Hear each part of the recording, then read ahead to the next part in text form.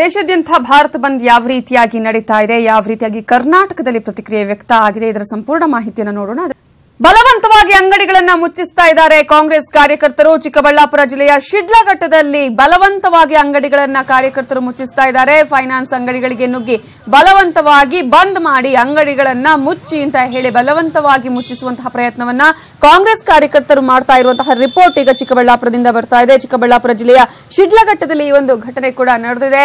ಇವತ್ತು ತೈಲ ಬೆಲೆ ಏರಿಕೆಯನ್ನ ಖಂಡಿಸಿ ಭಾರತ ಬಂದ್ಗೆ ಕರೆ ಕೊಟ್ಟಂತಹ ಹಿನ್ನೆಲೆಯಲ್ಲಿ ಜನರಲ್ಲಿ ಅಲ್ಲೂ ಕೂಡ ಅಂಗಡಿಗಳೇನಾದ್ರೂ ಓಪನ್ ಇದ್ರೆ ನೀವು ಅಂಗಡಿಗಳನ್ನ ಮುಚ್ಚಿ ಬಲವಂತವಾಗಿ ಮುಚ್ಚಿಸುವಂತಹ ಪ್ರಯತ್ನವನ್ನ ಈಗ ಕಾಂಗ್ರೆಸ್ ಕಾರ್ಯಕರ್ತರು ಮಾಡ್ತಾ ಇದ್ದಾರೆ. ಆ ದೃಶ್ಯಗಳನ್ನ ಕೂಡ ನೀವು ಗಮನಿಸಬಹುದು. ಫೈನಾನ್ಸ್ ಅಂಗಡಿಗಳಿಗೆ ನುಗ್ಗಿ ಬಲವಂತವಾಗಿ ಅಂಗಡಿಗಳನ್ನ ಕ್ಲೋಸ್ ಮಾಡಿ ಅನ್ನುವಂತಹ ಒಂದು ನಿಟ್ಟಿನಲ್ಲಿ ಬಲವಂತವಾಗಿ ಮುಚ್ಚಿಸುವಂತಹ ಪ್ರಯತ್ನಗಳು ಅಲ್ಲಿ ಆಗ್ತಾ ಇದೆ. ಅಂಗಡಿಗೆ ನುಗ್ಗಿ ಬಂದ್ ಮಾಡುವಂತೆ ಅವರು ಒತ್ತಾಯವನ್ನ ಮಾಡ್ತಾ ಇರುವಂತಹ ದೃಶ್ಯಗಳನ್ನ ಗಮನಿಸಬಹುದು.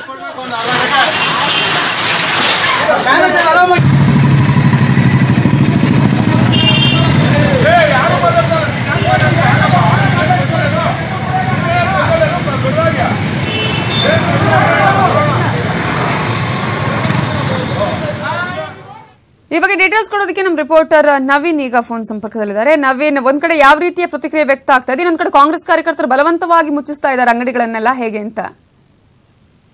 ಬೆಳಗ್ಗೆಯಿಂದ ನಡೀತಾ ಇದ್ದಂತ ಪ್ರತಿಭಟನೆ ಒಂದು ಮಧ್ಯಾಹ್ನ ಆಗ್ತಾ ಇದ್ದಂಗೆ ಒಂದು ತೀವ್ರ ಸ್ವರೂಪವನ್ನು ಪಡ್ಕೊಳ್ತಾ ಇದೆ. ಒಂದು ಕಡೆ ಬೆಂಗಳೂರು ಅಂತಾರಾಷ್ಟ್ರೀಯ ವಿಮಾನನಿಲ್ದಾಣದ ರಸ್ತೆಯಲ್ಲಿ ಒಂದು ಪ್ರತಿಭಟನೆ ನಡೀತಾ ಇದ್ರೆ, ಮತ್ತು ಜಿಲ್ಲೆಗಳಾದಂತಹ ಶಿಡ್ಲಘಟ್ಟ ಮತ್ತು ಚಿಂತಾಮಣಿ ತಾಲೂಕುಗಳಲ್ಲಿ ಒಂದು ಕಾಂಗ್ರೆಸ್ ಪ್ರಾಬಲ್ಯ ಇರುವಂತಹ ಶಿಡ್ಲಘಟ್ಟ ತಾಲೂಕಿನಲ್ಲೂ ಒಂದು ಫೈನಾನ್ಸ್ ಕಂಪನಿಗಳು ಮತ್ತು ಅಂಗಡಿಗಳು ಮಧ್ಯಾಹ್ನ ಜನಜೀವನ ಒಂದು ಲೆಕ್ಕಕ್ಕೆ ಸರಿ ಹೋಗ್ತಾನೆ ಇತ್ತು. ಸೊ ಆ ಒಂದು ಸಮಯದಲ್ಲಿ ಅಂಗಡಿ ಮುಗ್ಗಟ್ಟುಗಳನ್ನ ಅಲ್ಲಲ್ಲಿ ತೆಗಿತಾ ಇದ್ರು. ಸೊ ತೆಗಿತಾ ಇರೋ ಸಂದರ್ಭದಲ್ಲಿ ಸ್ಥಳಕ್ಕೆ ಬಂದಂತ ಒಂದು ಕಾಂಗ್ರೆಸ್ ಕಾರ್ಯಕರ್ತರ ಒಂದು ಗುಂಪೇನಿದೆ. ಸೊ ಅಂಗಡಿಗಳು ಮತ್ತು ಸಣ್ಣ ಪುಟ್ಟ ಫೈನಾನ್ಸ್ ಅಂಗಡಿಗಳನ್ನು ಓಪನ್ ಮಾಡಿದಂತ ಅಂಗಡಿಗಳನ್ನ ಮುಚ್ಚಿಸೋದಕ್ಕೆ ಪ್ರಯತ್ನ ಪಟ್ಟರು. ನಿನ್ನೆಯೂ ಸಹ ಒಂದು ಅನಿರುದ್ಧ ಅವರು ಒಂದು ಆದೇಶವನ್ನು ಹೊರಟಿದ್ರು, ಯಾವುದೇ ಕಾರಣಕ್ಕೂ ಯಾವುದೋ ಒಂದು ಅಂಗಡಿಗಳನ್ನ ಬಲವಂತವಾಗಿ ಮುಚ್ಚಿಸಬಾರ್ದು. ಸೊ ಯಾವುದೇ ಒಂದು ನಾವು ಅವ್ರ ಮೇಲೆ ಪ್ರಭಾವವನ್ನು ಬೀರಬಾರದು ಅನ್ನುವಂಥದ್ದಾಗಿ ಹೇಳಿದ್ರು. ಸೊ ಹಾಗಾಗಿಯೂ ಸಹ ಇವತ್ತು ಏನು ಶಿಡ್ಲಘಟ್ಟದಲ್ಲಿ ನಡೆದಿರುವಂತದ್ದು ಒಂದು ಘಟನೆ, ಈ ಒಂದು ಘಟನೆಗೆ ಸಂಬಂಧಪಟ್ಟಂತೆ ನಾವು ಶಿಡ್ಲಘಟ್ಟ ಶಾಸಕರಾದ ಮುನಿಯಪ್ಪ ಅವ್ರನ್ನ ಕಾಂಟ್ಯಾಕ್ಟ್ ಮಾಡೋದಕ್ಕೆ ಸಹ ಪ್ರಯತ್ನ ಪಟ್ವಿ. ಅವ್ರು ಸಹ ಫೋನ್ ಪ್ರತಿಕ್ರಿಯೆ ಸಿಗ್ತಾ ಇಲ್ಲ. ಸೊ ಕಾಂಗ್ರೆಸ್ ಕಾರ್ಯಕರ್ತರೇ ಅಂತ ಅನ್ನೋದಕ್ಕೆ ಅವರು ಕಾಂಗ್ರೆಸ್ ಒಂದು ಬಾವುಟಗಳನ್ನ ಹಾಕೊಂಡು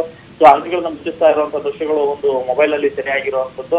ಸೊ ಇದಕ್ಕೆ ಸಾರ್ವಜನಿಕ ವಲಯದಲ್ಲಿ ಸಾಕಷ್ಟು ಒಂದು ವಿರೋಧ ವ್ಯಕ್ತ ಆಗ್ತಾ ಇದೆ. ಏಕೆಂತಂದ್ರೆ ಒಂದು ಜನಜೀವನ ಮಧ್ಯಾಹ್ನದ ನಂತರ ಹಳ್ಳಿಗಾಡಾಗಿರೋದ್ರಿಂದ ಸೊ ಸಾಕಷ್ಟು ಒಂದು ಸಮಸ್ಯೆಗಳಾಗುತ್ತೆ. ಹಂಗಾಗಿ ತೆಗೆಯುವಂತವ್ರು ಮತ್ತೆ ಜನಸಂಚಾರ ಒಂದು ಸುಗಮವಾಗಿರೋದ್ರಿಂದ ಅಂಗಡಿಗಳನ್ನ ಅಲ್ಲಲ್ಲಿ ಒಂದು ಸಣ್ಣ ಪುಟ್ಟ ಅಂಗಡಿಗಳು ತೆಗೆದಿರೋದನ್ನು ಸಹ ಇವರು ಬಲವಂತವಾಗಿ ಮುಚ್ಚಿಸ್ತಾ ಇರುವಂತದ್ದು ಸಾರ್ವಜನಿಕ ವಲಯದಲ್ಲಿ ಸಾಕಷ್ಟು ವಿರೋಧನ ಕೇಳಿ ಬರ್ತಾ ಇದೆ ಅಂತ. Okay, thank you Naveen Kumar ಡೀಟೇಲ್ಸ್ಗೆ.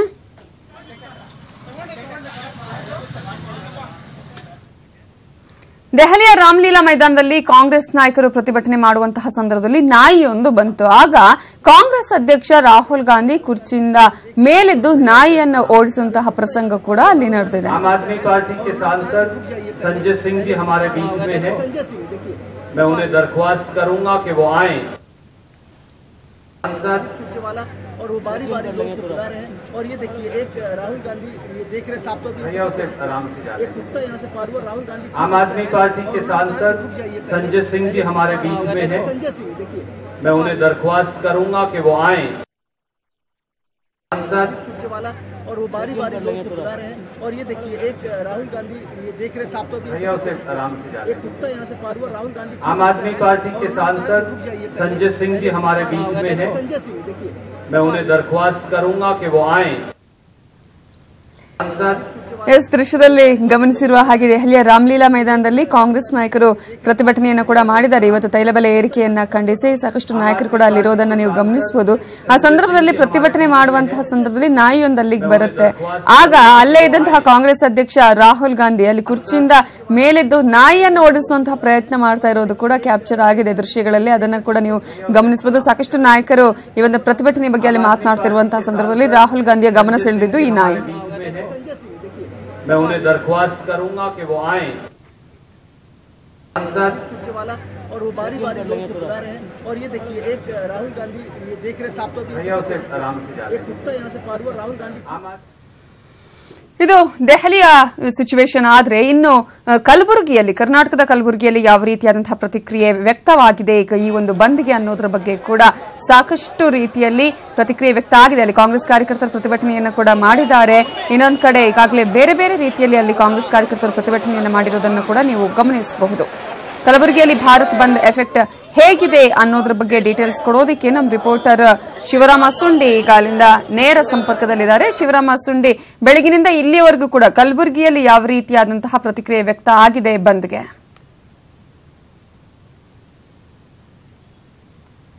Navita, ಇವತ್ತೇನು ಕರೆ ನೀಡಿದ್ರು ಬಂದ್ಗೆ, ಕಲಬುರಗಿ ಬಂದ್ ಭಾರತ ಬಂದ್ಗೆ ಉತ್ತಮ ಪ್ರತಿಕ್ರಿಯೆ ವ್ಯಕ್ತವಾಗಿದೆ. ಅದರಲ್ಲೂ ಬೆಳಿಗ್ಗೆಯಿಂದಲೇ ಪ್ರತಿಭಟನೆಗಳು ನಡೆದವು.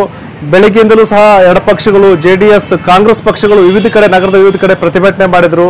ಇದರಿಂದಾಗಿ ಇಡೀ ಕಲಬುರಗಿ ಜಿಲ್ಲೆಯ ಜನಜೀವನ ಸಂಪೂರ್ಣ ಅಸ್ತವ್ಯಸ್ತಗೊಂಡಿದೆ ಅಂತ ಹೇಳ್ಬೋದು. ಇವತ್ತು ಬೆಳಿಗ್ಗೆಯಿಂದ ನಗರ ಬಸ್ ಸಾರಿಗೆ ಸಂಚಾರ ಸಂಪೂರ್ಣ ಸ್ಥಗಿತಗೊಂಡಿತ್ತು. ಈಗಲೂ ಸಹ ಸಾರಿಗೆ ಸಂಚಾರ, ಬಸ್ ಸಂಚಾರ ಆರಂಭಗೊಂಡಿಲ್ಲ. ಉಳಿದಂತೆ ಆಟೋ ಸಂಚಾರ ವಿರಳವಾಗಿತ್ತು. ಇವತ್ತಿನ ಬಂದ್ ಏನಿದೆ, ಪೆಟ್ರೋಲ್ ಬಂಕ್, ಸಿನಿಮಾ ಟಾಕೀಸ್ ಪ್ರದರ್ಶನದ ಮೇಲೂ ಎಫೆಕ್ಟ್ ಆಗಿದೆ. ಜೊತೆಗೆ ಬ್ಯಾಂಕ್ಗಳ ಕಾರ್ಯನಿರ್ವಹಣೆ ಮೇಲೂ ಸಹ ಇವತ್ತು ಬಂದ್ ಪರಿಣಾಮ ಬೀರಿದೆ. ಇವತ್ತು ಶಾಲಾ ಕಾಲೇಜುಗಳಿಗೆ ರಜೆ ಘೋಷಣೆ ಮಾಡಲಾಗಿತ್ತು. ಬೇರೆ ಬೇರೆ ಕಡೆ ವಿವಿಧ ಸಂಘಟನೆಗಳು ಪ್ರತಿಭಟನೆಗೆ ಬೆಂಬಲ ವ್ಯಕ್ತಪಡಿಸಿದ್ವು. ಇವತ್ತು ಅಲ್ಲದೆ ಸೂಪರ್ ಮಾರ್ಕೆಟ್ ಇರಬಹುದು, APMCನಲ್ಲಿ ಅಂಗಡಿ ಮುಗ್ಗಟ್ಟುಗಳು ಸಂಪೂರ್ಣವಾಗಿ ಸ್ಥಗಿತಗೊಂಡಿದ್ದವು. ವಹಿವಾಟು ಸಹ ಎಂದಿನಂತೆ ನಡೆದಿಲ್ಲ. ಅಲ್ಲದೆ ನಗರದ ವಿವಿಧೆಡೆ ಸಹ ಎಲ್ಲಿಯೂ ಸಹ ಅಂಗಡಿಗಳು ಕಾರ್ಯನಿರ್ವಹಣೆ ಮಾಡಿಲ್ಲ. ಇವತ್ತೇನು ಚೌಕ್ ವೃತ್ತದಲ್ಲಿ ನಡೆದಂತಹ ಪ್ರತಿಭಟನಾ ಸಭೆಯಲ್ಲಿ ಪ್ರಧಾನಿ ಮೋದಿ ವಿರುದ್ಧ ಕಾಂಗ್ರೆಸ್ ಸಂಸದೀಯ ನಾಯಕ ಮಲ್ಲಿಕಾರ್ಜುನ್ ಖರ್ಗೆ ಅವರು ವಾಗ್ದಾಳಿ ಮಾಡಿದ್ದಾರೆ. ಮೋದಿ ಅವರ ಪಾಪದ ಕೂಡ ತುಂಬಿದ್ದು ಶೀಘ್ರದಲ್ಲಿಯೇ ಕೇಂದ್ರ ಸರ್ಕಾರ ಪತನವಾಗಲಿದೆ, ಹೊಸ ಸರ್ಕಾರ ಉದಯವಾಗಲಿದೆ ಅನ್ನೋ ಒಂದು ವಿಶ್ವಾಸ ವ್ಯಕ್ತಪಡಿಸಿದ್ದಾರೆ. ಇದೀಗ ಕಾಂಗ್ರೆಸ್ ಕಾರ್ಯಕರ್ತರು ಪ್ರತಿಭಟನಾ ಮೆರವಣಿಗೆ ಮೂಲಕ ಜಿಲ್ಲಾಧಿಕಾರಿಗಳ ಕಚೇರಿಗೆ ಸಾಗಿದ್ದಾರೆ.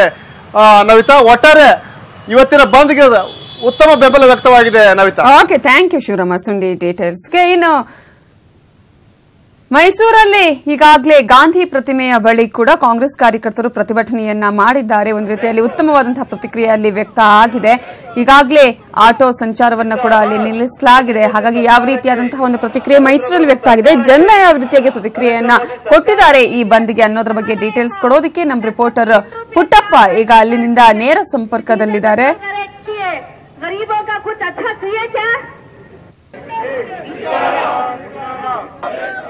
ಎಸ್ ಪುಟ್ಟಪ್ಪ, ಯಾವ ರೀತಿಯಾದಂತಹ ಪ್ರತಿಕ್ರಿಯೆ ವ್ಯಕ್ತ ಆಗಿದೆ ಮೈಸೂರಲ್ಲಿ? ಜನರು ಯಾವ ರೀತಿಯಾದಂತಹ ಒಂದು ಪ್ರತಿಕ್ರಿಯೆಯನ್ನ ಕೊಟ್ಟಿದ್ದಾರೆ?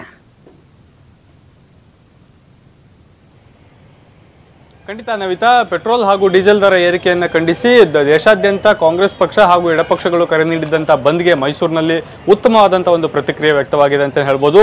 ಪ್ರಮುಖವಾಗಿ ಕಾಂಗ್ರೆಸ್ ಪಕ್ಷ ಸ್ವತಃ ಬೀದಿಗಿಳಿದು ಬಂದನ್ನ ಆಚರಣೆ ಮಾಡಿತು ಮತ್ತು ಬಂದ್ಗೆ ಸಂಪೂರ್ಣವಾದಂತಹ ಒಂದು ಬೆಂಬಲವನ್ನು ಕೊಡ್ತು. ಎಲ್ಲೆಲ್ಲಿ ಬಂದನ್ನ ಆಚರಣೆ ಮಾಡ್ತಾ ಇರಲಿಲ್ಲ ಅಲ್ಲೆಲ್ಲವೂ ಕಡೆ ಕೆಲವೊಂದು ಕಡೆ ಬಲವಂತವಾಗಿ ಬಂದನ್ನ ಆಚರಣೆ ಮಾಡೋದಕ್ಕೂ ಸಹ ಮುಂದಾದ್ರು ಅಂತಾನೆ ಹೇಳ್ಬೋದು.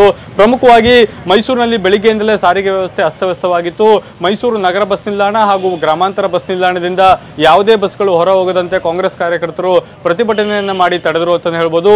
ಇನ್ನು ಮೈಸೂರಿನಲ್ಲಿದ್ದಂತ ಆಟೋ ಯೂನಿಯನ್ ಮತ್ತು ಓಲಾ ಉಬರ್ ಕ್ಯಾಬ್ಗಳು, ಖಾಸಗಿ ಕಾರುಗಳು ಮತ್ತು ಲಾರಿ ಮಾಲೀಕರ ಸಂಘ ಈಗಾಗಲೇ ಬೆಂಬಲವನ್ನು ಘೋಷಿಸಿದ್ರಿಂದ ಯಾವ ವಾಹನಗಳು ಸಹ ರಸ್ತೆಗೆ ಇಳಿದಿರಲಿಲ್ಲ.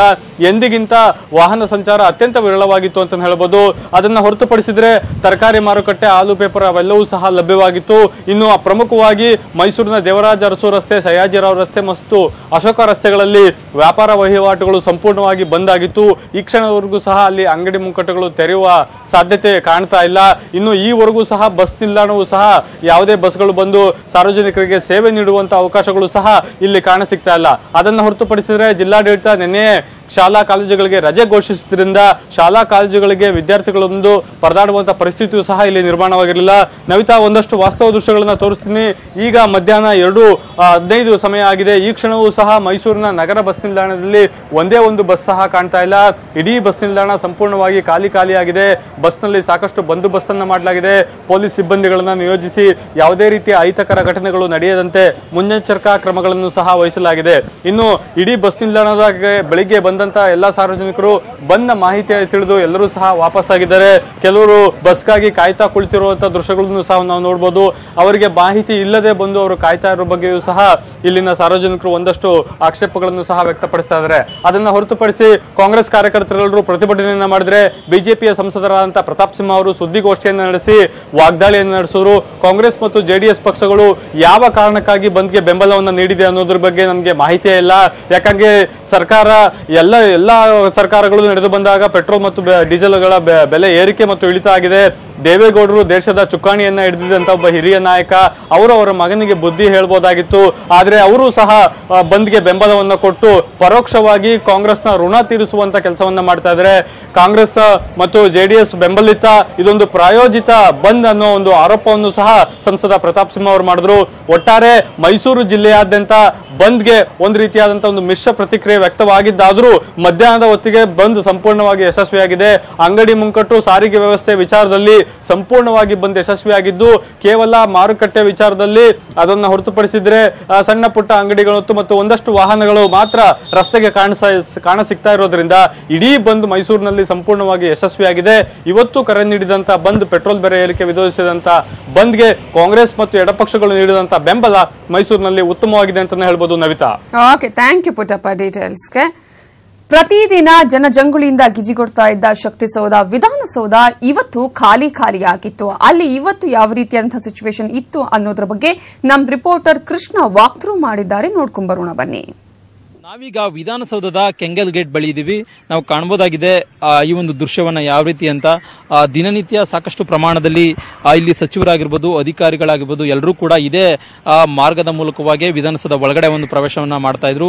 ಆದ್ರೆ ಇವತ್ತು ಭಾರತ್ ಬಂದ್ ಹಿನ್ನೆಲೆಯಿಂದ ಇರೋದ್ರಿಂದಾಗಿ ಅಂತಹ ಒಂದು ಚಟುವಟಿಕೆ ಕಡಿಮೆ ಆಗಿದೆ ಅಂತ ಹೇಳ್ಬೋದು. ಜೊತೆಗೆ ಯಾವ ಒಬ್ಬ ಸಚಿವರಾಗಿರ್ಬೋದು, ಅಧಿಕಾರಿಗಳಾಗಿರ್ಬೋದು, ಜೊತೆಗೆ ಶಾಸಕರಾಗಿರ್ಬೋದು ಯಾರು ಕೂಡ ಬರ್ತಾ ಇಲ್ಲ. ಆದ್ರೆ ಅಧಿಕಾರಿಗಳು ಮಾತ್ರ ಬೆರಳಿಕೆಯಷ್ಟು ಮಾತ್ರ ಇಲ್ಲಿಗೆ ಬರ್ತಾ ಇರುವಂತದ್ದು. ಇನ್ನು ನಮ್ಮ ಒಳಭಾಗದಲ್ಲಿ ಅಂದ್ರೆ ವಿಧಾನಸೌಧದ ಒಳಭಾಗದಲ್ಲಿ ಯಾವ ರೀತಿ ಇದೆ ಅನ್ನೋದನ್ನ ನೋಡ್ಕೊಂಡ್ ಬರೋಣ ಬನ್ನಿ.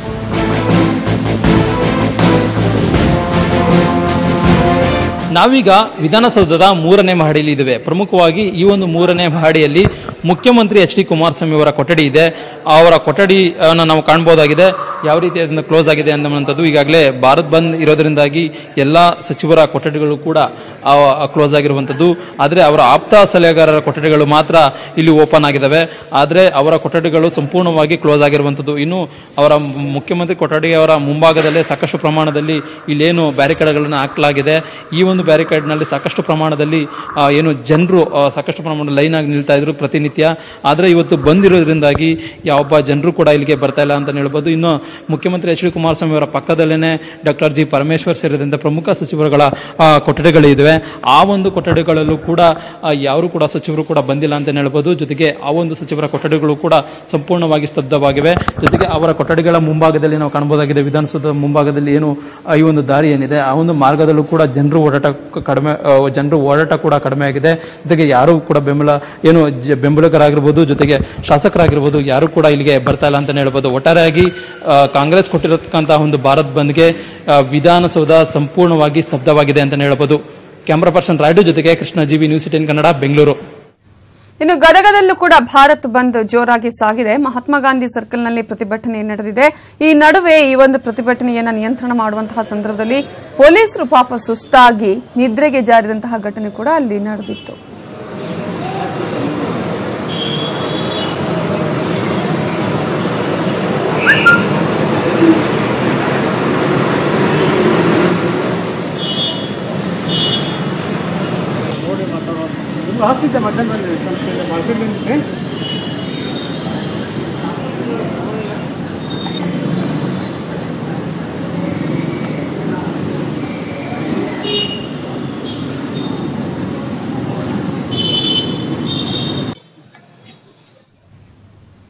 ಇನ್ನು ಜೆಡಿಎಸ್ ಮುಖಂಡ ಶರವಣ ಇವತ್ತು ಕುದುರೆ ಏರ್ಕೊಂಡು ಬಂದು ಪ್ರತಿಭಟನೆಯನ್ನ ಕೂಡ ನಡೆಸಿದ್ರು. ಟೌನ್ ಹಾಲ್ ಬಳಿ ನಡೀತಾ ಇದ್ದ ಪ್ರತಿಭಟನೆಗೆ ಕುದುರೆ ಮೂಲಕ ಅವರು ಬಂದ್ರು.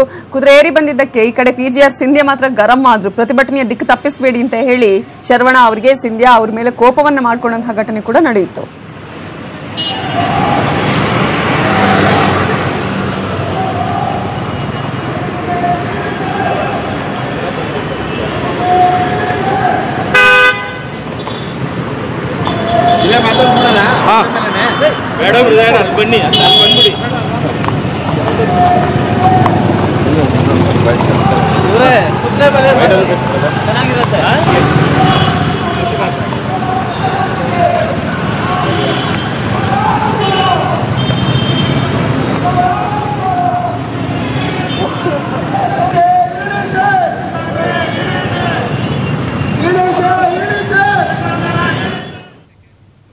ಉಡುಪಿಯಲ್ಲಿ ಕಾಂಗ್ರೆಸ್ ಬಿಜೆಪಿ ಕಾರ್ಯಕರ್ತರ ನಡುವೆ ಹಲ್ಲೆ ನಡೆದಿದೆ. ಬಿಜೆಪಿಯ ಉಡುಪಿ ನಗರಾಧ್ಯಕ್ಷ ಪ್ರಭಾಕರ್ ಪೂಜಾರಿ ಮೇಲೆ ಹಲ್ಲೆ ನಡೆದಿದ್ದು ಬನ್ನಂಜೆ ಎಸ್ಪಿ ಕಚೇರಿ ಬಳಿ ಭಾರೀ ಹೊಡೆದಾಟ ನಡೆದಿದೆ. ಬನ್ನಂಜೆ ಎಸ್ಪಿ ಕಚೇರಿ ಬಳಿ ರಕ್ತ ಬರುವಂತೆ ಹಲ್ಲೆಯನ್ನು ಮಾಡಲಾಗಿದ್ದು ಎಸ್ಪಿ ಕಚೇರಿ ಬಳಿ ಪ್ರತಿಭಟನೆ ವೇಳೆ ಹೈ ಡ್ರಾಮಾ ನಡೆದಿದೆ. ಉದ್ರಿಕ್ತರ ಮೇಲೆ ಲಾಠಿ ಬೀಸಿದ್ದಾರೆ ಎಸ್ಪಿ ಲಕ್ಷ್ಮಣ್ ಬಿ ನಿಂಬರ್ಗಿ ಅವರು. ಈಗಾಗಲೇ ಅಲ್ಲಿ 144 ಸೆಕ್ಷನ್ ಅನ್ನು ಕೂಡ ಜಾರಿಗೊಳಿಸಲಾಗಿದೆ. ತಹಶೀಲ್ದಾರ್ ಅವರು 140 ಸೆಕ್ಷನ್ ಅನ್ನು ಕೂಡ ಜಾರಿಗೊಳಿಸಿದ್ದಾರೆ. ನಾಳೆ ಬೆಳಗ್ಗೆ 6 ಗಂಟೆವರೆಗೂ ಕೂಡ ನಿಷೇಧಾಜ್ಞೆ ಜಾರಿಯಲ್ಲಿರಲಿದೆ ಅಂತ ಹೇಳಿ ಈಗಾಗಲೇ ತಹಶೀಲ್ದಾರ್ ಆದೇಶವನ್ನು ಹೊರಡಿಸಿದ್ದಾರೆ.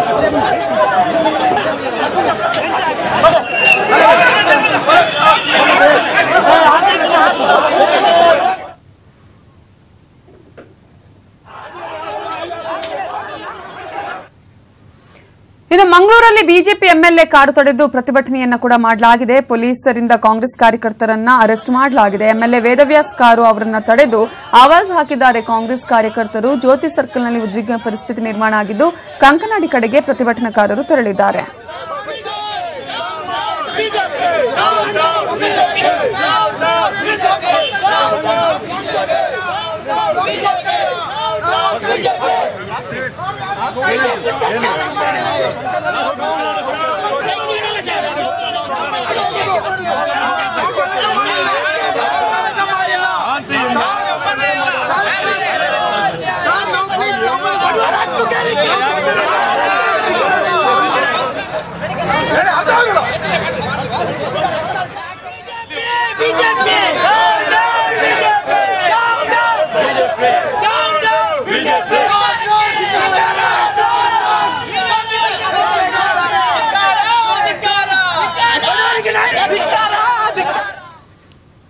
ಇನ್ನು ಬಳ್ಳಾರಿಯಲ್ಲೂ ಕೂಡ ಸಾಕಷ್ಟು ಪ್ರತಿಭಟನೆ ನಡೆದಿದೆ. ಕಾಂಗ್ರೆಸ್ ಹಾಗೆಯೇ ಜೆಡಿಎಸ್ ಕಾರ್ಯಕರ್ತರು ಇವತ್ತು ಭಾರತ ಬಂದ್ಗೆ ಒಂದು ನಿಟ್ಟಿನಲ್ಲಿ ಪ್ರತಿಭಟನೆಯನ್ನ ಮಾಡಿದ್ದಾರೆ.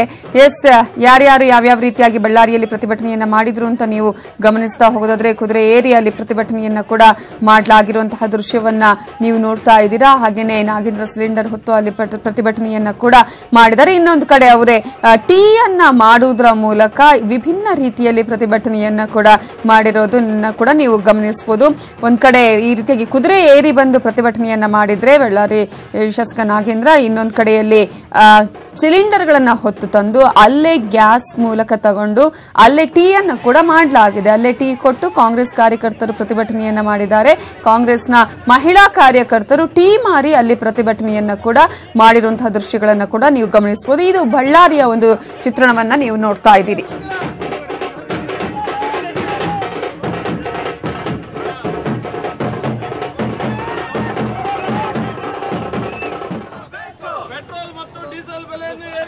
ಕೋಲಾರದಲ್ಲೂ ಕೂಡ ಅದೇ ರೀತಿಯಾದಂತಹ ಒಂದು ಪ್ರತಿಭಟನೆ ಆರಂಭ ಆಗಿದೆ. ತೈಲ ಬೆಲೆ ಏರಿಕೆಯನ್ನ ಖಂಡಿಸಿ ಈ ರೀತಿಯಾಗಿ ಒಂದು ವಿಭಿನ್ನ ಪ್ರತಿಭಟನೆಯನ್ನ ಕೋಲಾರದಲ್ಲಿ ಕೂಡ ಅಲ್ಲಿ ಮಾಡಲಾಗಿರುವಂತಹದ್ದನ್ನ ನೀವು ಗಮನಿಸಬಹುದು. ಟೀ ಮಾರಿಯಲ್ಲಿ ಪ್ರತಿಭಟನೆಯನ್ನ ಮಾಡಲಾಗಿದೆ. ಇನ್ನು ಬಾಗಲಕೋಟೆಯ ದೃಶ್ಯವನ್ನ ಕೂಡ ನೀವು ಗಮನಿಸೋದಾದ್ರೆ ಕತ್ತೆ ಮೇಲೆ ಏರಿ ಅಲ್ಲಿ ಪ್ರತಿಭಟನೆಯನ್ನ ಕೂಡ ಮಾಡಲಾಗಿದೆ. ಹಾಗೆಯೇ ಟೈರ್ಗಳನ್ನ ಸುಟ್ಟು ಅಲ್ಲಿ ಪ್ರತಿಭಟನೆಯನ್ನ ಕೂಡ ಮಾಡಲಾಗಿದೆ ಬಾಗಲಕೋಟೆಯಲ್ಲಿ. ಇನ್ನು ಬೆಂಗಳೂರಿನ ಒಂದು ದೃಶ್ಯವನ್ನ ನೀವು ಗಮನಿಸಬಹುದು. ಬೆಂಗಳೂರಿನಲ್ಲಿ ಸಾಕಷ್ಟು ಕಡೆಗಳಲ್ಲಿ ಇವತ್ತು ಪ್ರತಿಭಟನೆಗಳು ನಡೆದಿದೆ. ಬೇರೆ ಬೇರೆ ಕಡೆಗಳಲ್ಲಿ ಕಾಂಗ್ರೆಸ್ ಕಾರ್ಯಕರ್ತರು ಪ್ರತಿಭಟನೆಯನ್ನ ಮಾಡಿದ್ದಾರೆ. ಹಾಗೆಯೇ ಜೆಡಿಎಸ್ ಮುಖಂಡರುಗಳು ಕೂಡ ಇಲ್ಲಿ ಪ್ರತಿಭಟನೆಯನ್ನ ಮಾಡಿದ್ದಾರೆ. ಕಾರನ್ನ ಕಟ್ಟಿ ಹಾಕಿ ಅಲ್ಲಿ ಪ್ರತಿಭಟನೆಯನ್ನ ಮಾಡಿರುವಂತದ್ದು. ಅಂದ್ರೆ ಇನ್ನು ಮುಂದೆ ಪೆಟ್ರೋಲ್ ಡೀಸೆಲ್ ಹಾಕೋದಕ್ಕೆ ಸಾಧ್ಯ ಆಗಲ್ಲ, ಮನೆಯಲ್ಲೇ ಇರಬೇಕಾದಂತಹ ಪರಿಸ್ಥಿತಿ ನಿರ್ಮಾಣ ಆಗಿದೆ.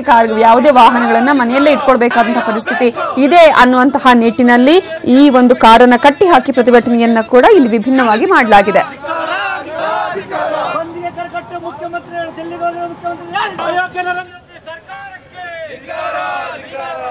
ಇನ್ನು ಧಾರವಾಡದಲ್ಲೂ ಕೂಡ ಒಂದು ವಿಭಿನ್ನ ರೀತಿಯ ಪ್ರತಿಭಟನೆ ನಡೆದಿದೆ. ಅಲ್ಲಿ ಟಾಂಗಾ ಏರಿ ಬಂದು ಅಲ್ಲಿ ಕಾಂಗ್ರೆಸ್ ಕಾರ್ಯಕರ್ತರು ಪ್ರತಿಭಟನೆಯನ್ನ ಕೂಡ ಮಾಡಿದ್ದಾರೆ. ಇದು ಧಾರವಾಡದ ದೃಶ್ಯವನ್ನ ನೀವು ನೋಡ್ತಾ ಇದ್ದೀರಾ. ಟಾಂಗಾದಲ್ಲಿ ಬಂದು ವಿಭಿನ್ನವಾಗಿ ಪ್ರತಿಭಟನೆಯನ್ನ ಮಾಡಿ ಅಲ್ಲಿ ಇವತ್ತು ತೈಲ ಬೆಲೆ ಏರಿಕೆಯನ್ನ ಖಂಡಿಸಿ ಹೋರಾಟವನ್ನ ಮಾಡಲಾಯಿತು. ಇನ್ನು ಬೆಳಗಾವಿಯಲ್ಲಿ ಒಂದು ವಿಚಿತ್ರವಾದಂತಹ ಘಟನೆ ನಡೆದಿದೆ. ಕಪಾಳ ಮೋಕ್ಷವನ್ನ ಅಲ್ಲಿ ಮಾಡಲಾಗಿದೆ. ಅಂದ್ರೆ ಈ ಪ್ರತಿಭಟನೆಗೆ ಬಂದವರು ಹೇಳ್ತಾರೆ ಈ ಒಂದು ಬೆಲೆ ಏರಿಕೆಯನ್ನ ಮಾಡಬೇಕು ಅಂತ ಹೇಳ್ತಾರೆ.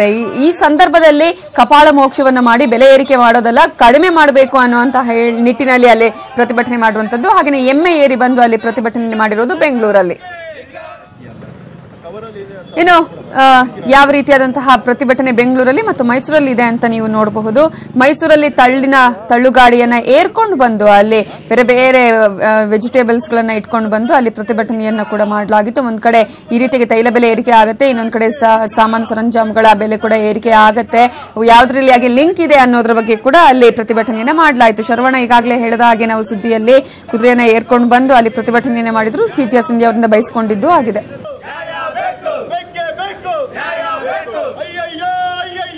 ಬೇಕೇ ಬೇಕು